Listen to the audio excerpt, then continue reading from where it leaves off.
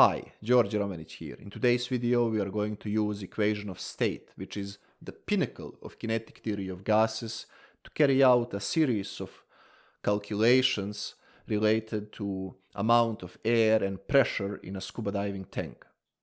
This is rather simple concept and simple calculations, and it's a nice relaxing problem compared to my previous video when we tackled probability of air atoms escaping gravitational pull of our beautiful planet.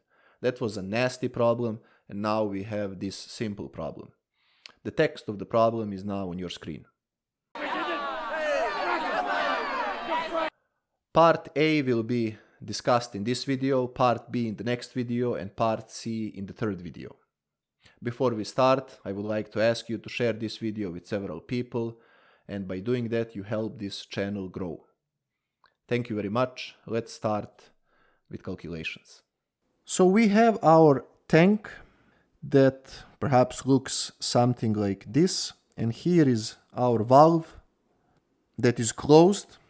The volume of this tank is given to be 15 liters, and temperature of the air inside is 20 degrees Celsius.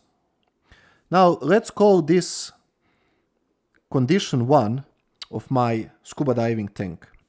Now condition number 2, or state number 2, is that we open this valve for some time and then we again closed it, but from initial 200 atmospheres the pressure dropped to 150 atmospheres in the tank. Volume stayed the same. Volume of the tank is 15 liters and temperature is the same, 20 degrees Celsius. So we messed up. We opened the valve, some air leaked out, and pressure from 200 atmospheres dropped to 150 atmospheres. The question is, how many air atoms escaped? Well, we know that here, when we had condition 1, equation of state P1 V1 is equal N1 K T1 holds, where K is Boltzmann constant, T is absolute temperature in kelvins, not in degrees Celsius, V is volume in cubic meters, not in liters, and P1 is pressure in pascals, not in atmospheres. So let us now make conversion of these nasty units to SI units.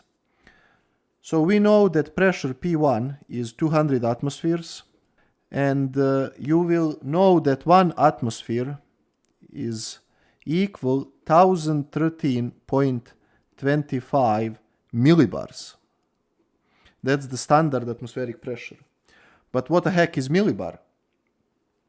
Well, 1 millibar is equal 1 hectopascal, and hecto is prefix for 100.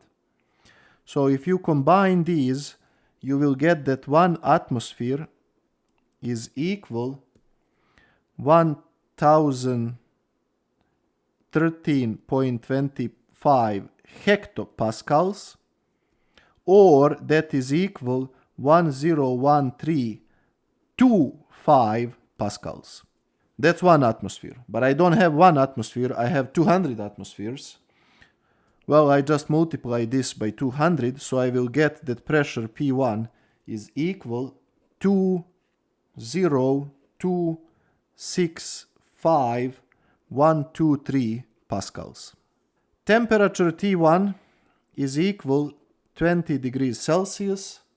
Well, that would be 273.15 plus temperature in Celsius to get 293.15 kelvins. Boltzmann constant that I need, I will write that too. It is 1.38 approximately, I'll stop here, times 10 to power negative 23 joules per Kelvin. How about volume? Volume V1 is equal 15 liters, but you will kindly remember that 1 liter is 1 decimeter cubic, and 1 cubic decimeter is 0.1 meter times 0.1 meter times 0.1 meter.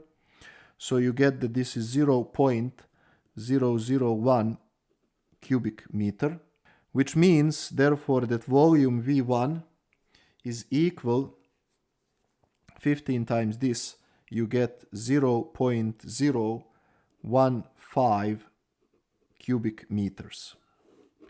So we finally have all these nasty units in nice SI units. So we can write, therefore, that number of atoms of air in the tank before valve was open, this is condition 2, is equal, N1 is equal from equation of state P1 V1 divided by K T1, and this is equal, if you now plug in all these values in nice SI units, you will get that this number is 6.3 times 10 to power 32 atoms. Now how about condition 2 over here? Where condition 2, volume is the same, so I can use this. Temperature is the same, so I can use this. But pressure is the same, is 150 atmospheres. So pressure P2 in terms of pascals would clearly be these 150 atmospheres times, as we had here, times 1013.25, and you would get here that this is equal 15198750 pascals. So that means that N2 is equal P2, this P2, V1, because V1 is equal V2, it's the same volume of the tank, divided by same constant K, divided by temperature T1, because temperature did not change.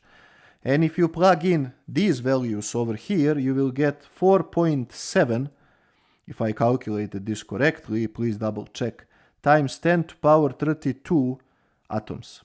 So that means, combining these two, that delta N, which is N2 minus N1, is equal, if you subtract these numbers, you will get 1.6 times 10 to power 32 atoms. That's how many atoms escaped tank after we accidentally opened it and then closed it. This is enormous number. 10 to power 32. That's 1 followed by 32 zeros. Our eyes will never be able to see number of atoms in these tanks and whatnot. They are too small and there are too many of them. But the beauties of physics and atmospheric sciences and kinetic theory of gases enable you to visualize this great result that there is no way your brain can comprehend. Enjoy atmospheric sciences. I will see you all in part B of this video, when we will calculate the number of nitrogen, oxygen and argon atoms in our scuba diving tank. See you there.